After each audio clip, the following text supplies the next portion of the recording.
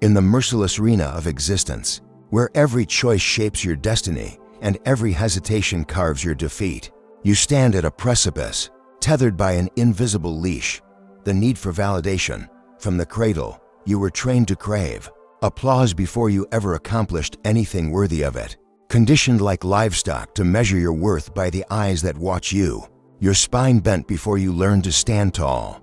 You perform not for the fire of your convictions but for the fleeting smile of the crowd, chasing a nod, a clap, a whisper of approval to affirm your existence. This need is your chain, a carefully crafted illusion designed to keep you docile, predictable, and powerless. Niccolò Machiavelli, the Renaissance master who dissected power's anatomy in The Prince, saw through this facade with ruthless clarity.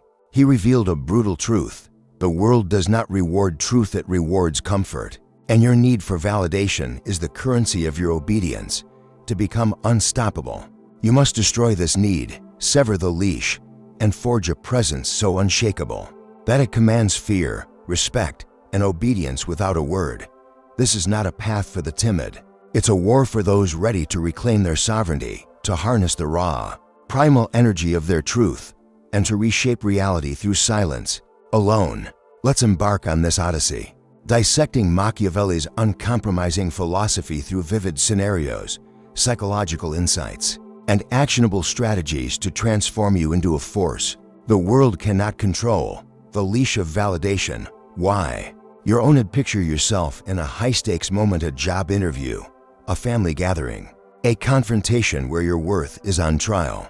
Your heart races as you soften your words to avoid offense, over-explain your motives to win approval, and dim your fire to seem likable. This instinct, etched into your psyche since childhood, is your fatal flaw, a crack in your foundation that invites manipulation.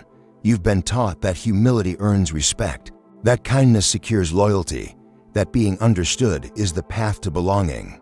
But Machiavelli would scoff at this delusion, his piercing gaze cutting through the lies woven into your soul. The world does not reward authenticity, it rewards predictability. And your need for validation is the leash that keeps you tethered to its whims. Imagine a young artist sharing her boldest work with a gallery, hoping for praise. She dilutes her vision to fit their expectations, softening her edges to seem accessible. The gallery nods politely, but pauses, her compromise signaling weakness, her mistake, believing that approval would affirm her worth. Machiavelli knew that validation is a trap, a lure for the naive. The powerful don't beg to be seen, they ensure they're felt. They don't explain, they act, leaving others to scramble for meaning in the wake of their presence. Your need to be liked, to be understood, stems from a deeper lie, that your worth depends on others' eyes. It doesn't. It's a battlefield where obedience is rewarded with fleeting affection, and authenticity is punished with rejection. Every time you seek approval, you hand your power to the crowd, inviting them to sculpt you into a shape that serves their comfort, not your truth. This conditioning was no accident, it's a cultural cage, systematically built to keep you small. From childhood, you were taught to feel guilt for standing out, shame for wanting more, fear for acting alone. Picture a boy reprimanded for speaking too loudly, for dreaming too big, for refusing to wait his turn. He grows into a man who hesitates to assert his vision, fearing he'll be labeled arrogant or selfish. This is architecture, a deliberate design to dull the instincts that once roared for sovereignty, for conquest, for unapologetic existence. Those instincts, raw, electric, unyielding, still burn within you, buried under layers of moral illusions, drugged by the promise that being good will earn you love. They are not dead, only dormant, waiting to be exhumed like a buried sword, its blade still sharp with the power you've forgotten. To destroy your need for validation, you must kill the part of yourself that craves applause, that fears rejection, that clings to the myth of belonging. This is the first test, the crucible that separates the own from the sovereign. If you need others to affirm your worth, you're not ready to rule. Imagine a young entrepreneur pitching his startup to investors. He hesitates, softening his vision to seem relatable, and loses their respect. Now picture him standing tall, stating his goals with unyielding certainty, his silence daring them to challenge him. The room shifts, his presence commanding attention without begging for it. This shift begins with a brutal choice to reject the lies you've been fed. Start by identifying one moment where you seek validation. Perhaps you explain yourself to a colleague or apologize for asserting your needs. Next time, pause, say, "This is my decision," and let silence enforce it. Practice this daily. When questioned, respond with, "My reasons are my own." When criticized, say, "I hear you," and move on. Each act of restraint builds your sovereignty, proving that your worth is not up for debate. This process is painful. It means confronting the fear and guilt woven into your psyche. Picture a woman who avoids leadership roles, fearing she'll seem bossy. Her hesitation is a chain, forged by years of being told to play nice. To break it, she must embrace the discomfort of being seen as ruthless, stepping into her power without apology. Write down one belief holding you back. Perhaps I must be liked to succeed, and challenge it. My worth lies in my truth, not others' opinions. This act of naming and reframing is a rebellion, a declaration that you will no longer be a pawn in a game designed to keep you small. Your instincts for sovereignty are not flaws, they are your birthright, the fuel for your ascent. Exhume them and let the world feel their weight. The theater of control. Presence as a weapon in the psychological warfare of human dynamics. Presence is the sharpest weapon, a force that commands without words and conquers without noise. Machiavelli understood that power is not about being seen but about being felt, not about explaining but about imposing. Those who rule don't broadcast their intentions, they shape the narrative through silence, mystery, and calculated moves. Picture a chessboard where every piece is a person, every move a perception. The weak player announces their strategy, seeking approval. Their openness invites attack, their predictability a death sentence. The master conceals their plan, letting opponents exhaust themselves guessing, their uncertainty a noose tightening. With every misstep, you've spent your life playing the weak player's game, oversharing your dreams, justifying your choices, seeking validation. Each explanation is a crack in your armor, each plea for understanding a surrender of control. Imagine a politician facing a public scandal, the crowd baying for answers like wolves at a hunt. Instead of defending himself, he says, "My actions speak for themselves," and unveils a bold policy that shifts the narrative. His silence unnerves critics, forcing them to fill the void with their own doubts. Asterisk, does he have a hidden ace? Is he untouchable? Asterisk, this mystery amplifies his presence, making him a force that lingers long after he leaves the stage. Machiavelli taught that silence is a strategy, a blade that cuts without being swung. When you refuse to explain, you create a psychological vacuum others must navigate, their imaginations inflating your power beyond reality. Picture a CEO questioned about a risky merger. Instead of justifying, she says, "This is our vision," and lets silence hang. The boardroom shifts, her restraint reshaping perceptions. Her mystery a shield against scrutiny. To wield this weapon, practice restraint in every interaction.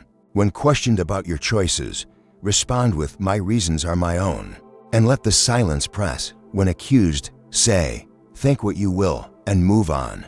This detachment is not coldness, it's sovereignty, a signal that your mind is a fortress no one can breach. Imagine a co-worker probing why you declined a project. Instead of explaining, you say, "It's not my focus," and shift the topic.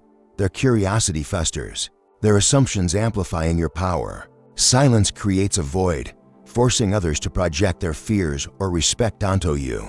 Picture a teacher challenged by a disruptive student. Instead of arguing, she locks eyes, says, "We'll discuss this later," and continues her lesson. The student squirms, her silence a pressure that reshapes behavior without a word. This is the theater of control, where the strong pretend to be weak to lure enemies closer, and the weak cloak themselves in righteousness to mask their fear. Consider a rival who preaches collaboration while sabotaging your work. Their moralizing is a weapon designed to shame your ambition, to slow your advance, to confuse your clarity. Machiavelli urged us to see people not for their intentions, but for their actions. Don't ask what they think of you, ask what they fear losing if they cross you.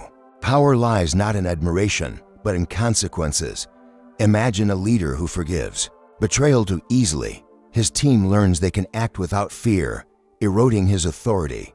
Now picture a leader who responds to disloyalty with swift, silent exile. His team hesitates before crossing him, their caution a testament to his control. To master this, practice consequence over compassion.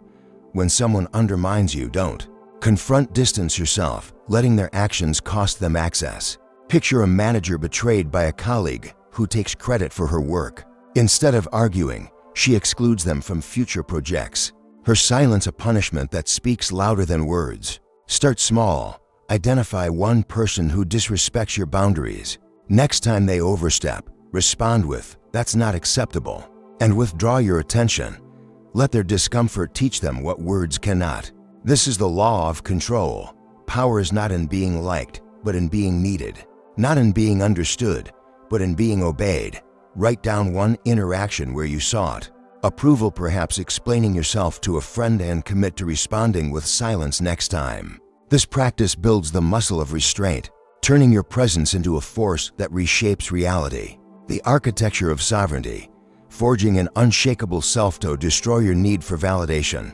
You must forge a psychological fortress, an unshakable self that defines your reality and commands the world around you.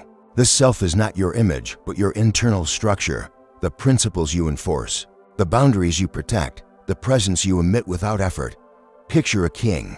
On his throne, his silence more commanding than any decree. His courtiers choose their words carefully, not out of love, but out of survival, sensing that his stillness is not passivity but pressure, a coiled spring ready to unleash consequence. This is the architecture of sovereignty, built not on loudness, but on restraint, not on explanation, but on mystery. Every time you justify your actions, you weaken this structure, inviting others to test its foundations. Every time you seek approval, you hand them a chisel to chip away at your power. Imagine a manager who constantly explains his decisions, hoping for his team's buy-in. His openness breeds doubt. If he's so sure, why does he need to convince? And his authority erodes like a sandcastle under waves. Now picture a manager who states, "This is the plan," and lets silence enforce it. His team scrambles to comply, their uncertainty amplifying his presence. To build the self, you must become unreadable, your emotions no longer public property, your plans no longer transparent. Practice this in daily interactions. When asked why you made a choice, say, "It's what I decided," and shift the conversation. When challenged, respond with, "I don't owe an explanation," and let the silence press. People will test you, probing for cracks, but your restraint will unnerve them, forcing them to adjust to your terms. This self requires emotional detachment, not as weakness, but as war preparation. Picture a samurai preparing for battle, his mind clear of sentiment, his focus a blade honed to perfection. If your enemy can predict your reactions, they own you. If they can trigger your anger, they guide you. If they can guilt you, they govern. Your emotional entanglement is a leash. Those who benefit from your stagnation will use nostalgia, shared memories, or fake loyalty to keep you tethered. Imagine a friend who guilts you for outgrowing them, saying, "You've changed." Their words are not concern, but control, an attempt to anchor you to a weaker version of yourself. Walk away, not with drama, but with distance, quiet, firm, irreversible. Loyalty to stagnation is treason to your future. To solidify this self, audit your life with surgical precision. Who adds chaos? Who makes you doubt yourself? Remove them, not with revenge, but with silence. Picture a woman cutting ties with a colleague who undermines her ambition. She doesn't argue, she vanishes, her absence a lesson in consequences. This is not cruelty, it's architecture, building a life where only strength survives. Your self must be absolute. Anything that weakens you, thoughts, habits, alliances, must die. Imagine a sculptor chiseling away at a block of marble, removing every flaw to reveal a masterpiece. Your life is that marble, and every compromise, every hesitation, is a flaw to be carved away until only power remains. Write down one relationship or habit that erodes yourself, perhaps a friend who demands constant attention, or a tendency to over-explain, and commit to eliminating it. Replace it with a new standard. I only engage with what strengthens me. This practice forges a fortress that no one can breach, a presence that commands without effort. The cost of comfort. Sacrificing ease for truth. Comfort is the silent assassin of sovereignty, a seductive trap that dulls your edge and dims your fire. You've been taught to seek ease, approval, forgiveness, belonging, but these are chains disguised as virtues. Picture a lion tamed by a zookeeper's kindness, its ferocity dulled by a steady diet of compliance. That lion is you, your instincts for truth buried under layers of guilt and programmed hesitation. To destroy your need for validation, you must sacrifice comfort for clarity, ease for authenticity. This means killing the part of you that craves being liked more than being true, that seeks peace with those threatened by your rise. Imagine a man trapped in a toxic workplace, fearing to leave because it's secure. His comfort keeps him tethered, his soul eroding with every day he stays.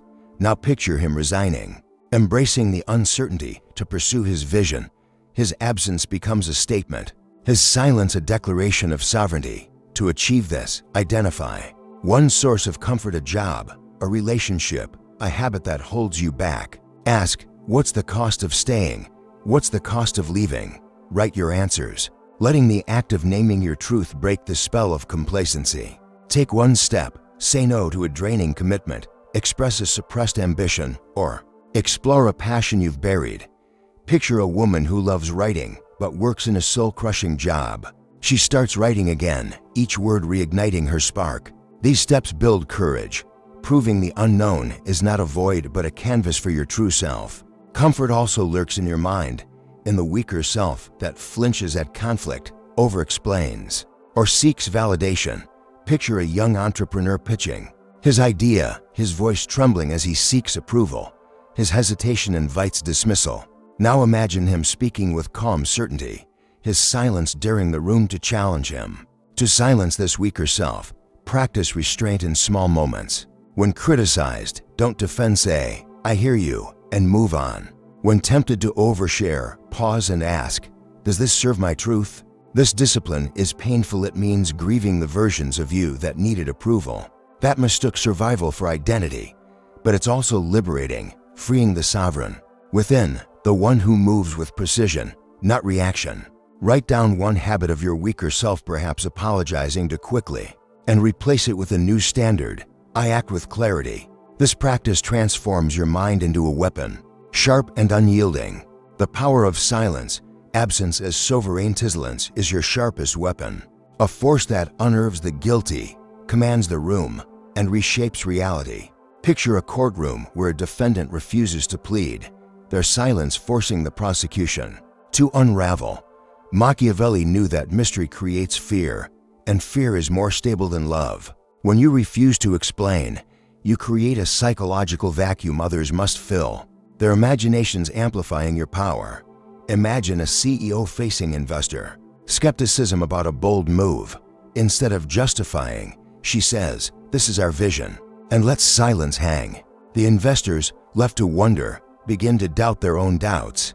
Her restraint rewriting the narrative. To wield silence, stop oversharing, stop justifying, stop announcing your moves.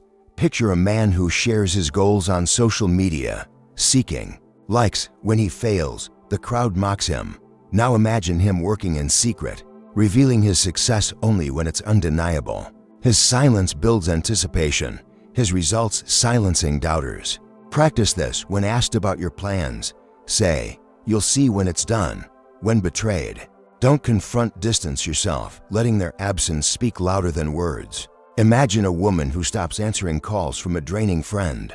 Her silence forces them to confront their disrespect. Her distance a boundary that commands respect. This restraint is not passivity, it's pressure, a signal that you're not to be trifled with. Absence is the ultimate form of silence, a declaration of sovereignty. Picture a leader who walks away from a toxic team, not with a speech, but with quiet resolve. His absence shifts the room, his former allies scrambling to fill the void. To master this, make your presence scarce and your attention expensive. Don't be always available, let others feel the cost of losing you. Imagine a man who stops responding to trivial requests, his scarcity forcing others to value his time. His absence becomes a lesson, his silence a law. This is the architecture of power, not being everywhere, but being felt everywhere. Your silence Absence is the ultimate form of silence, a declaration of sovereignty. Picture a leader who walks away from a toxic team, not with a speech, but with quiet resolve. His absence shifts the room, his former allies scrambling to fill the void. 2. Master this. Make your presence scarce and your attention expensive. Don't be always available, let others feel the cost of losing you. Imagine a man who stops responding to trivial requests, his scarcity forcing others to value his time. His absence becomes a lesson, his silence a law. This is the architecture of power, not being everywhere, but being felt everywhere. Your silence must evolve into a warning, your absence a legend that lingers in the minds of those who underestimated you.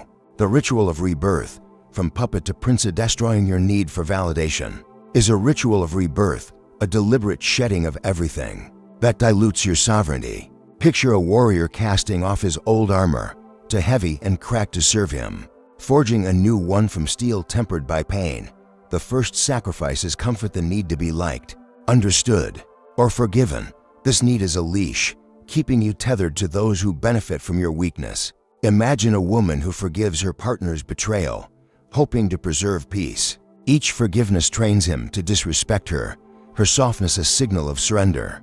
Now picture her walking away, her silence a verdict, her absence a law. This is the pivot from puppet to prince, where you stop begging for validation and start enforcing boundaries. The second sacrifice is the weaker self, the one that hesitates, over-explains, and clings to the past. Picture a boy raised to seek his parents' approval.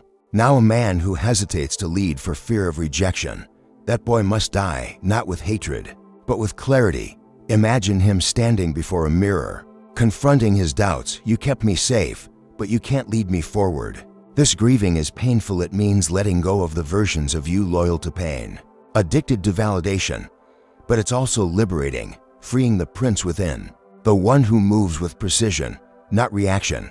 Practice this by identifying one habit of your weaker self, apologizing too quickly, seeking advice from the incapable, and replacing it with a new standard: silence, certainty. Self-command. The third sacrifice is the illusion of belonging. Picture a world where being loved guarantees safety, where fitting in ensures success. This is a fable, a myth crafted to keep you asleep.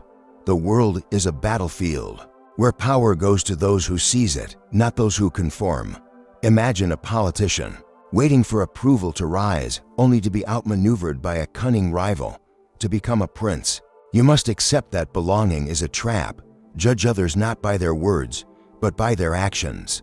Not by their affection, but by their respect. When betrayed, don't appeal to love, enforce consequences. When challenged, don't seek approval, demonstrate strength.